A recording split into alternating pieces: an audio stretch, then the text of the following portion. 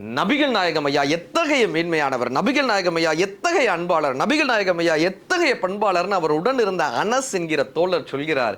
நபிகள் நாயகம் ஐயாவினுடைய பேச்சில் உடன்பாடு இல்லாத ஒரு மனிதர் தினமும் அவர் நடந்து வரக்கூடிய பாதையில் அவர் தலையில குப்பையை குட்டுவாராம், மாடியிலிருந்து குப்பையை குட்டுவாராம்.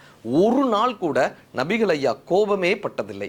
அவர் புன்னகையை மட்டும் அந்த மனிதனிடம் வீசி சலாம் அலைக்கும் என்ற வார்த்தையை உதிர்த்து விட்டு வணக்கம் சொல்லிவிட்டு செல்வாராம். தினமும் இந்த சம்பவம் நடந்து கொண்டே இருக்கிறது. ஒரு நாள் அவர் அந்த குப்பையை அவர் தலை மீது கொட்டவில்லை. மறுநாளும் அந்த சம்பவம் நடக்கவில்லை. அதற்கு மறுநாளும் அந்த சம்பவம் நடக்கவில்லை.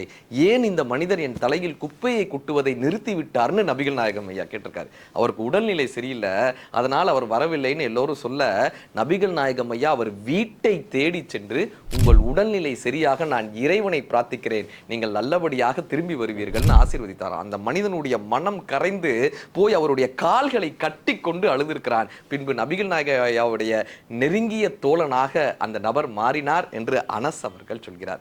ஒருவர் மனதில் இருக்கக்கூடிய குப்பையை வெளியேற்றி உடல் நோயிலிருந்தும் மனநோயிலிருந்தும் காப்பாற்றுபவரே சிறந்த வழிகாட்டி என்று நபிகள் நாயகம் ஐயா நமக்கு கற்றுக் கொடுக்கிறார்.